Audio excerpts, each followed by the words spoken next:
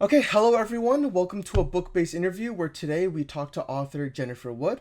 Jennifer is a romance author who released her Abandoned on Niflheim series that started in 2023 and was met with positive reception from fans of the romance genre. She is also releasing Fenric's Fate, a prequel story set in the same universe as her series, this upcoming February, so stay on alert for that. Jennifer, thanks for being here. Of course, I'm happy to be. Thank you, Nice thank you. to nice to Thank spend you. some time with both of you. You're awesome, thank you. But all right, let's just get right into it. So our first question is just because we're kind of new to the subgenre itself, and we just wanted to get a better understanding of how you got into it.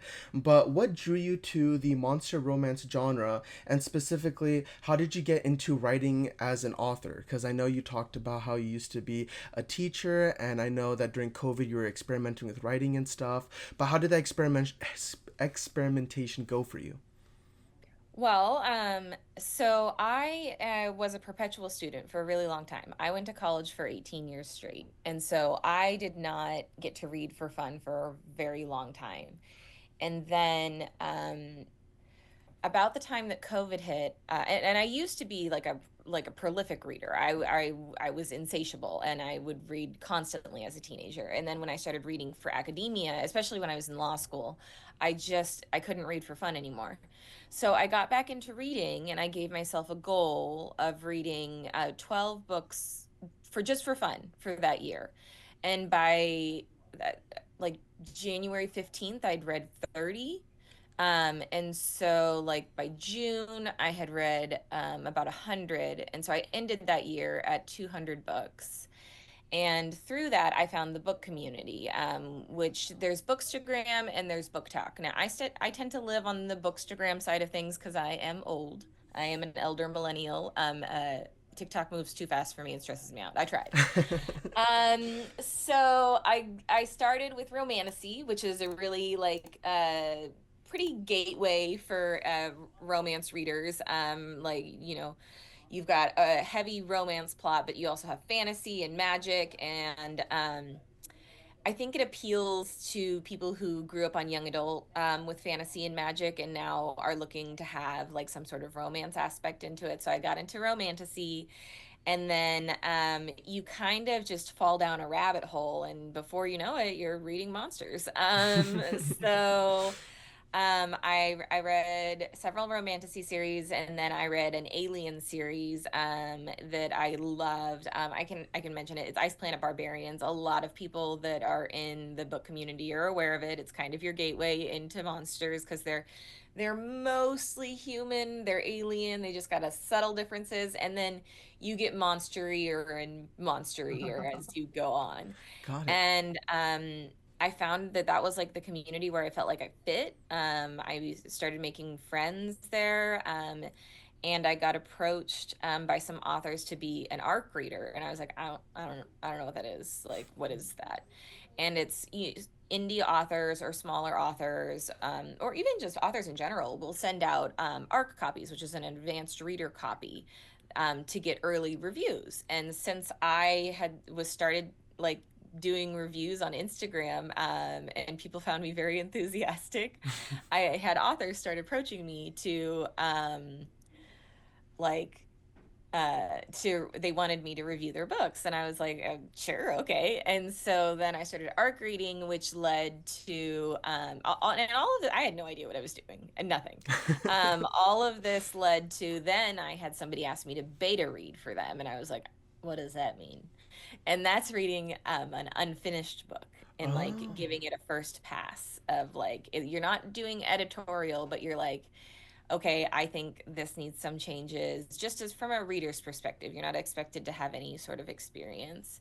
And then the more books I read, the more I was like, I could do this. Like, I went to law school. I can write. I love writing. I've always loved writing. I actually went to law school because I thought it would be easier than becoming a writer. That's really stupid. Um, so I found the monsters that I really liked the most at that time were orcs. They made me think of Dungeons and Dragons, which I played briefly in high school. And so I started a series of orcs, and here I am, 4 books in.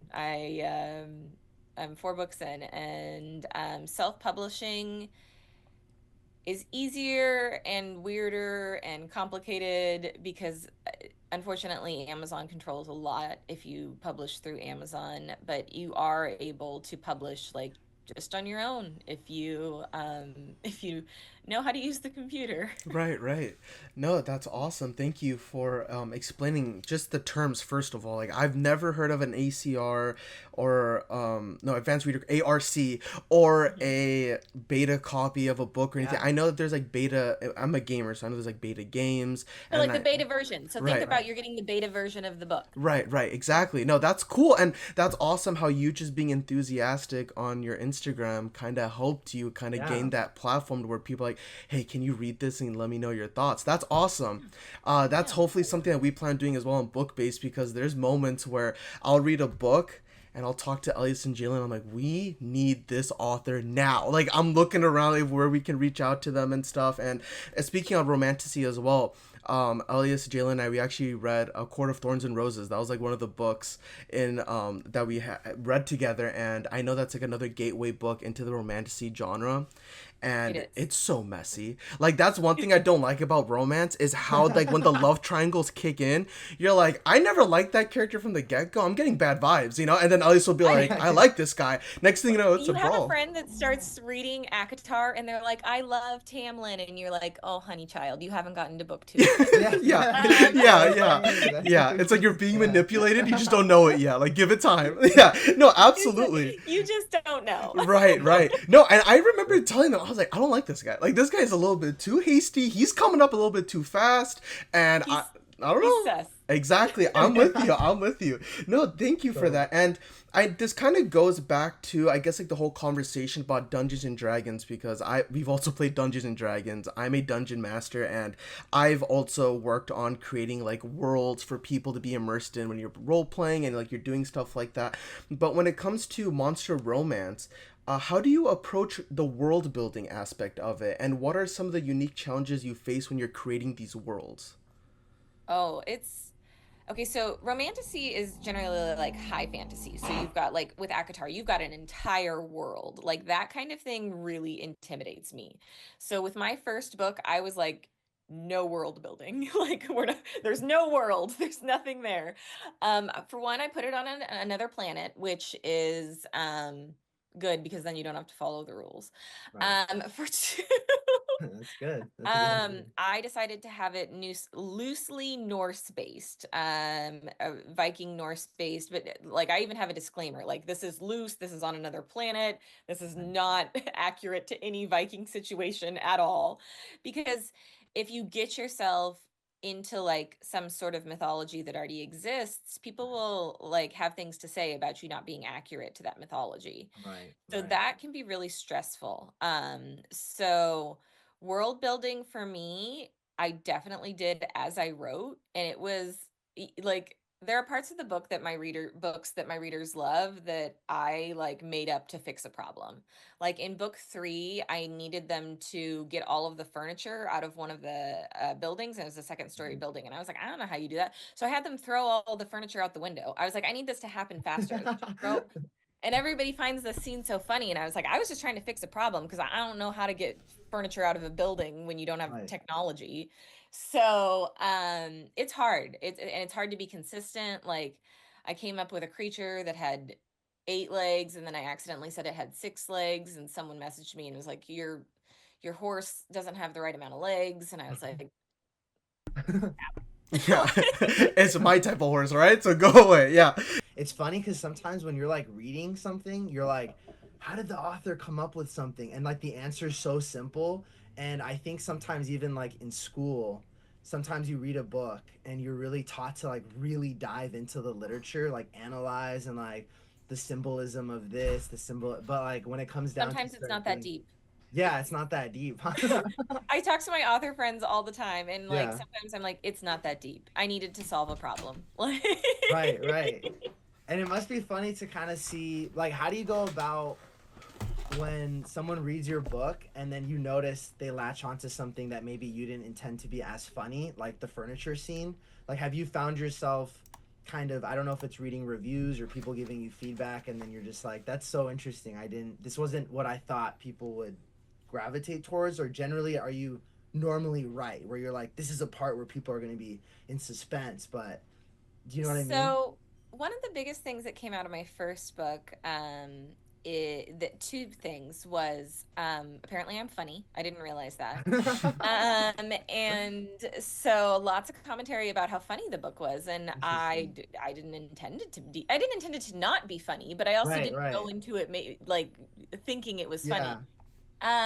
And so I really leaned into that for my third book, like the fact that I do have a sense of humor, and people really enjoy that. And then the second thing is people really appreciate my mental health representation. I have severe anxiety, and so that kind of paints the picture of my books. It impacts how I write. And Right. so a lot of people really love that I have mental health representation. I can't not. I've been in therapy for 15 years. I'm very Right. well versed in mental health. That's actually my job now, is working for mental health for a nonprofit. So people really appreciate that main characters like have mental health struggles or talk openly about their mental health. And like that's just how I live my life. I don't know how to not do that. Right. Right. It's funny, my sister just gave me, I saw her last night, and she just gave me a new keychain. It says, "You should talk to a therapist." Oh my That's gosh. perfect. No, if No, my yeah. sister said gave me that, I'd be like, wait, what? What are you trying to say right now? You trying to fight?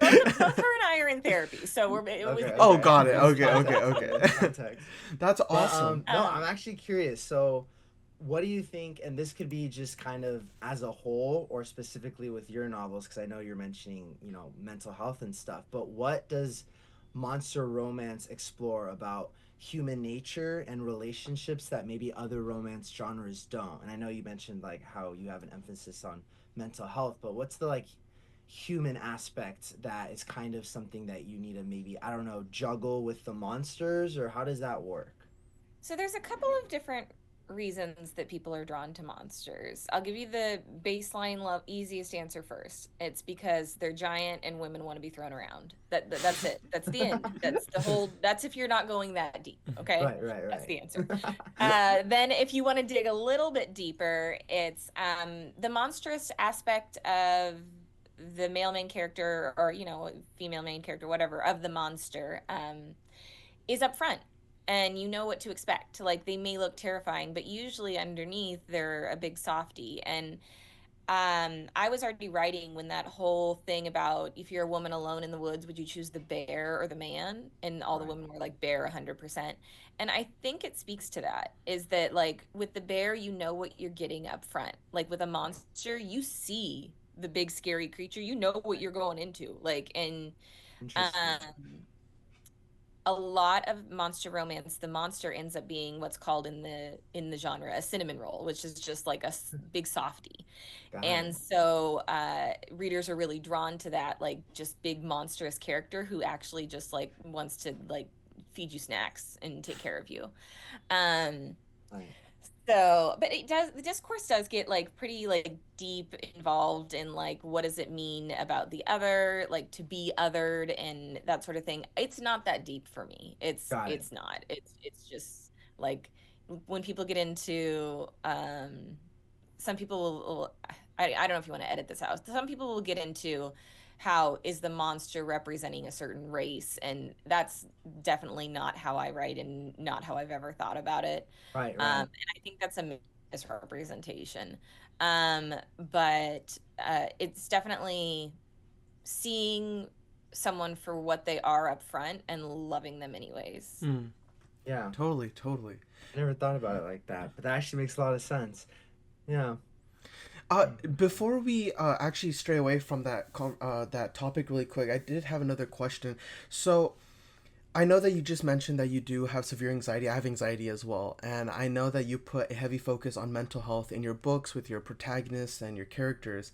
How has that helped you create a not only a realistic protagonist for your series where it's not only like a more of a 3D character versus like a a flat like 2D based character, and not only that, but what has the reception been like from fans? Like I'm sure that that must be great to have, especially for me, for example, hearing about you talk about your anxiety at Barnes and Noble, it made me feel like, wait a minute, like it's not like an isolating thing, like everybody, like a lot of people have it, and not only that, you can still operate with it.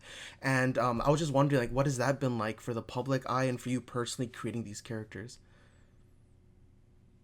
It's been really great because there are plenty of romance novels out there that are good romance novels where the woman is abducted and taken to another planet, and her anxiety or any sort of physical ailment is magically healed by being on the other planet.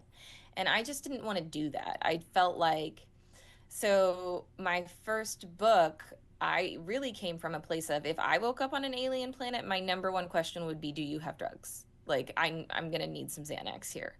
And so it was really driven by how an anxious person would react to this sort of situation, because so many romance readers have anxiety. And one of the reasons they read romance is because a cardinal rule of a romance is there has to be a happily ever after. So you go into this book knowing that you're going to get a happily ever after. But there's parts of anxiety, especially when you talked about love triangle. I don't like that. It's Yeah, too stressful. right, I'm right. scared. So I talked to my author friends about this, and I'm like, I don't know if I trust this author yet. Like, how stressed are they going to make me? So giving realistic anxiety and like how a person would respond to that, I think is really comforting to someone with anxiety, and I've gotten that feedback, and it's really makes them feel really seen, that it's not, also that it's not a magical fix, that it doesn't need to be a magical fix. Like, yeah, I have anxiety and it is something that I deal with, but it's also something that makes me a driven person. Like, it's who I am. Right. So you have to have a certain level of anxiety to do what I do. Right, right. So I think there are some works that like sometimes portray anxiety as like a disease. Like it needs to be cured and there needs to be an absolute fix to make this character maybe more beautiful or just feel more human. But I really like your approach because I think that's more relative to the times we're in right now, where I do think that there's a lot of people, I think ever since COVID, I feel like there's a huge surge in it. But I think there are a lot of people that are still trying to identify exactly who they are, and they do notice that they do get, they do have anxiety, or they might have other conditions that may affect the way that they perceive life or just the way that they think. But that doesn't mean it's a bad thing. It's just different, and different can be okay if it helps you do things better, or even like, different than other people do. And I think I love that about your books, how, it's not a magical fix. I think that's probably one of the most cozy parts of your books. I feel like it's the fact that when you're reading a book, especially like yours, when the character gets healed, it kind of I think if I was reading your book and your character was magically healed from anxiety, I would kind of look at that and be like, dang, I wish I had a cure for that too. Then what the heck? Like, that's awesome. yeah, But for yeah, it kind of, yours, yeah, yeah, I'm yeah. sorry, I didn't mean to cut you off, but it's like your character deals with it and accepts it, works with it, and actually grows with it as well, like over time. And I think that's a great ending for a book. Even probably even more important than the romance itself, it's the fact that you end this book and you go, wait a minute, if this character can do all of this while dealing with anxiety, well, what can I do? And I think that's a great message to push in your books, and that's why I think that's awesome. Thank you. Thank you. Yeah, And of course. actually, in book two, it's the same couple and it's a continuation. And I have the male main character, Agnar, that he's now, him and Piper are now mates. And I have him like realizing what the signs are that she's anxious in a situation, Mm. and that it's time to like wrap it up. Like it's like she's done being out in public and she needs to go take a breather, because I have that feel, like attending book signings as an anxious person, my God, someone standing there waiting for your signature, that's terrifying. So like I have Agnar as her partner be like, that's a sign that Piper is like, she's got to get out of here. And my husband does that for me. Like he's like, "Oh, you're maxed out. Let's go." Hmm. Like so That's great. That's awesome. Yeah, and even at that talk that Nathan and I were at, at Barnes and Noble, there's something that you mentioned that kind of stuck with me, and it was just that when you were first starting out, you mentioned that you went and spoke to authors just when you were trying to get advice and how to enter this space. So, my natural question to you is what advice would you give to aspiring authors that want to do something similar to what you're doing, whether it be with self-publishing, indie public, like just in general, what's some advice for authors out there? Well, the technical aspect of it, I'm not going to get into because it's boring. Bleh. You can Google it. But with the writing, if you feel like you have a story to tell, you do. Um, and my main advice would be like, don't step away from it for too long. Like I'll start a story and then I'll step away from it for like a week, and because of my anxiety, I'll build it up in my head that it's bad. I haven't gotten as far as I wanted to get. It's not good. I'm going to have to start from scratch, and then I come back to it and I'm like, "Oh, hey, this is pretty good." So you gotta keep at it on a regular basis. Keep it fresh in your mind. And the other thing I learned is, and this is something that I'm super guilty of, is that if you're finding it boring while you're writing it, it's probably boring. And so that's how I've learned to like cut out a lot of, I get stuck in like transitions, like they're going from like they're traveling on horses from place one to place two, and I'm like giving you all these details about the horses, and my editor is like, delete, this is, you don't need this. And she's very kind about it, but Okay, she's right, okay. this is boring. Like, Yeah, yeah. so No, that's awesome. I think that's a great tip. Okay, when you just said like if you feel like you have a story to tell, you probably do. That gave me goosebumps because I think that is such a great point of advice. Like I think there are so many people that I think about stories. And well, for example, I mean, I'm probably just speaking for myself at this point. I have a story that like I think is really great. And like I've talked to Elias about this. Like I'll probably wake up at like 3 in the morning and I'll write in my notes like, "Oh, yeah, you got to write this down." I'll wake up and later on I'll tell Elias about it and Elias will be like, "That's a great story." And in my head I'm like, "Yeah, Elias is lying. Like there's no way. Like the story is probably whack." And then like I'll think about it some more and then I'll like doodle some more, or like I'll probably like look up images. I'll just brainstorm and just get a bunch of ideas. And I think what you just said, I think is probably the biggest point of motivation I think authors need to carry, which is if you already started with the idea that there's a story that you want to create, I think that's all you need. From there, it's just grit and just the belief that that story should be heard. And I think that's amazing that, like you're able to work with your editor and you're able to just learn about like how to really work on writing. Like that point where you just said, if it's boring to write, it's probably boring to read. And I think that's important. And, it's really good because I'm also that type of guy that'd be like, the horse looks red. And when he turns to the left, it turns blue because his hair has different colors. Yeah, I could totally see somebody being like, what the heck are you talking about? Get the heck out of here. So that's yeah, awesome. in book three, I have this whole camping scene. I'm just trying to get them from point A to point B, and I'm like, I include like them washing up after breakfast, and she's like, delete. Nope, nobody. They'll assume that it's fine. Right. No, I think That's that cool. same lesson is also really big in like cinematography and filmmaking. I actually have a friend who's a filmmaker, and I'll ask him questions like same thing with you. I'm like, oh, like the transitions, like how do you do that? And I think the biggest thing that I think helps with that part is assuming that people will get the gist of it. Like you don't have to detail everything. If you just say something like, oh yeah, and they cross the bridge and they're there. Okay, easy. You don't have to make it sound like the bridge is just 1,000 step hurdle or anything. But no, yeah, Yeah. awesome. And The biggest actually, thing my editor has really helped me with is time hops. And Hmm. because you really do need some time hops or you're going to get bogged down in small details. So it's okay to jump a day. It's okay to jump a week. Like you can say weeks passed and no one's going to be like, "What?" Yeah. yeah, yeah. Wait, what That's happened day by true. day? Yeah.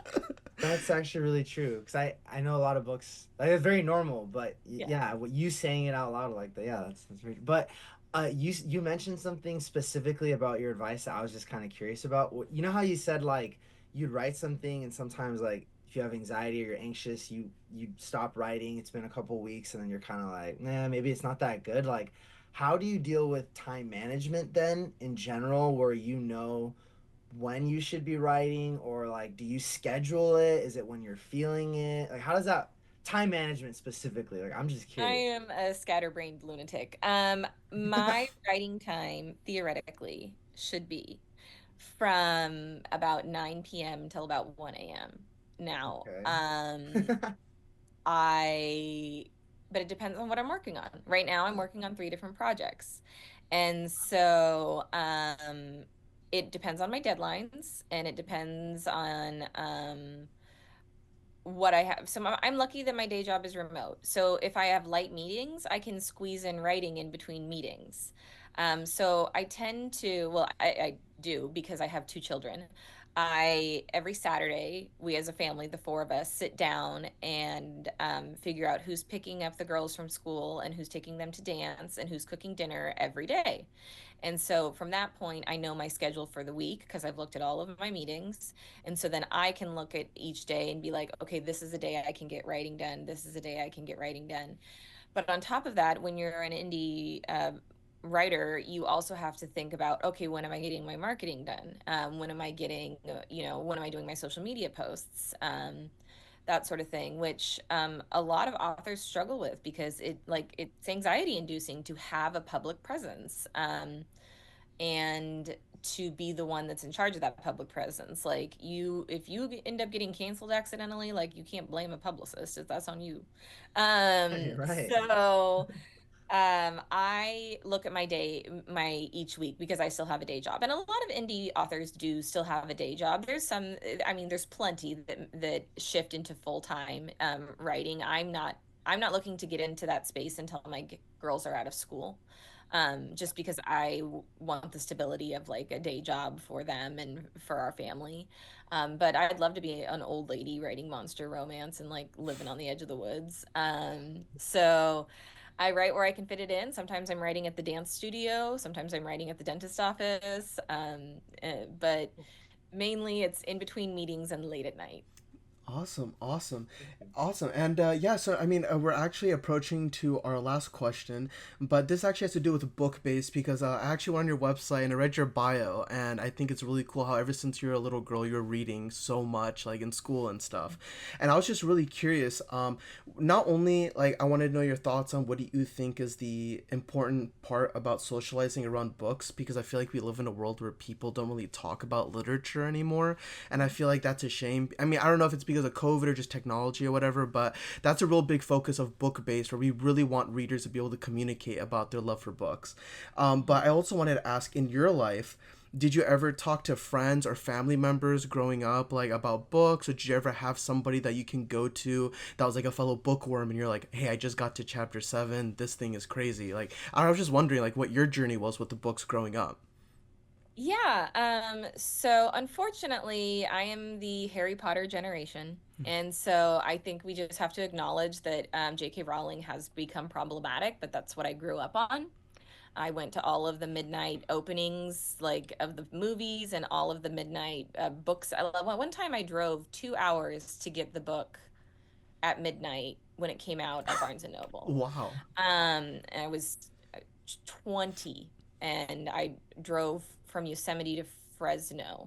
Wow. So, um, so all of us, a lot of my friends were reading Harry Potter, and I mean, I should have probably figured this out, but I was like, "You're on chapter 12. I'm on chapter 38." Like, I'm just a voracious reader, Mhm. and so we all connected over Harry Potter, and that was like my book community when I was younger.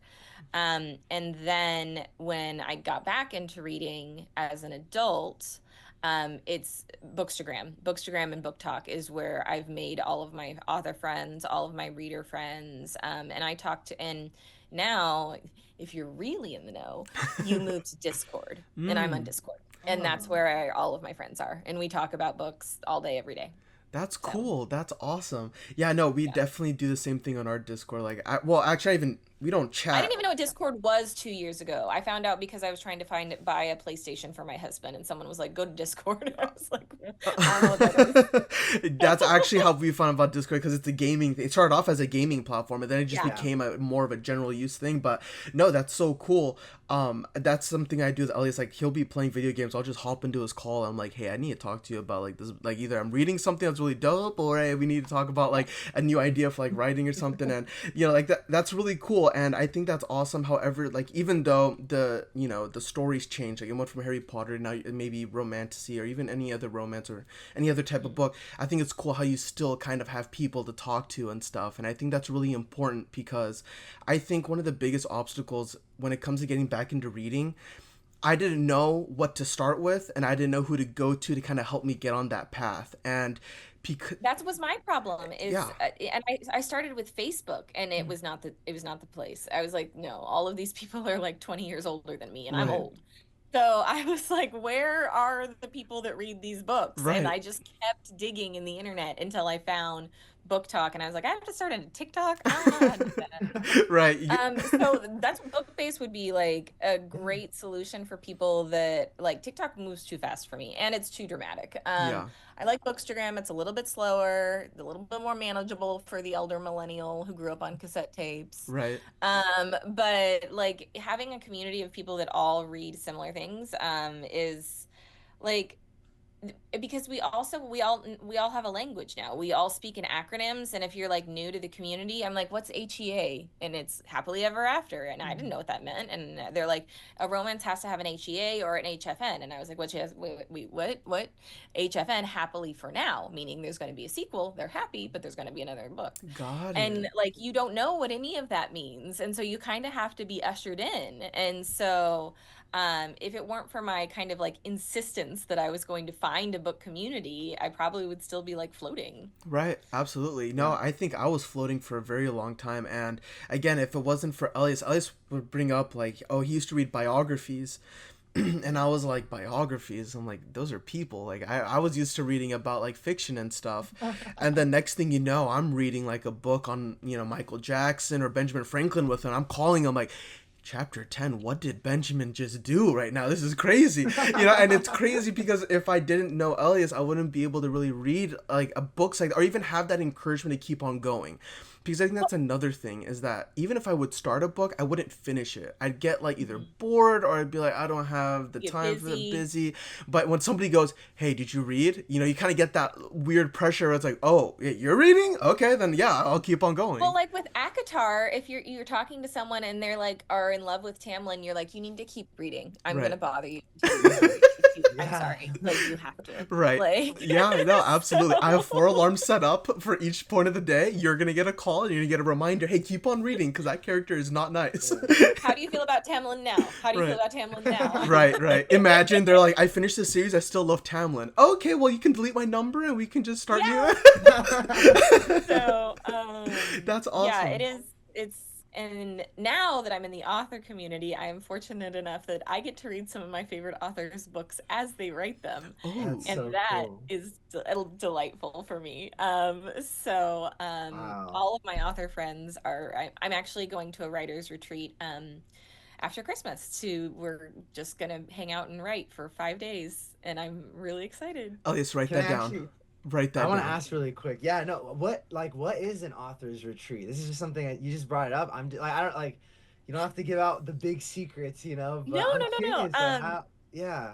It can be anything from like this is with art. Mine is super casual. It's me and one of my author best friends decided we're gonna spend 4 days together writing, That's and picked a place that's we live in very different places. And I don't want to give out anybody's personal details. Oh, right, So right, we right. Yeah. picked a place that's in the middle, and we're gonna spend 4 days writing and eating chocolate and talking craft and that. And then it can be even more formal, like if you have a small publishing house, sometimes they'll host a writers retreat where they get like a big Airbnb and there's like 15 authors and they have activities. But a lot of the time is spent, you're all just, I mean, a lot of writers are introverts, so you're all just sitting there on your laptop like, and you'll throw ideas back and forth. I'll be like, what if? And they'll be like, yeah, yeah, yeah. Like if you get two authors on a tangent, you're gonna end up with like, okay, now we've got a story that's got 3 dragons. We got to fix this. Like, That's so cool. Jennifer, I Yeah. think you're gonna make me want to have my first writer's retreat and this break. That is actually amazing. That sounded so cool. well, and as a Elias. mom, like I know. having quiet time just to write, Yeah, like is yeah. like that's what I asked for Christmas. I was like, I want to be able to go and write with my friend, and that's what we're gonna do. So That is Wow, Sick. you're inspirational, Jennifer. That's actually awesome. Like, I really want to do that. No, thank you so much. What a great way to end the interview. This is the first time I'm actually leaving flabbergasted. I'm like, wait a minute, what did I just hear right now? That's actually insane. That's really cool. I really hope something great comes out of that. That's awesome. Is your friend also in the romance genre, like romantasy and all that? Yes, I like to tell people that she's a better writer than me, which she is, but she gets mad about it. But she is.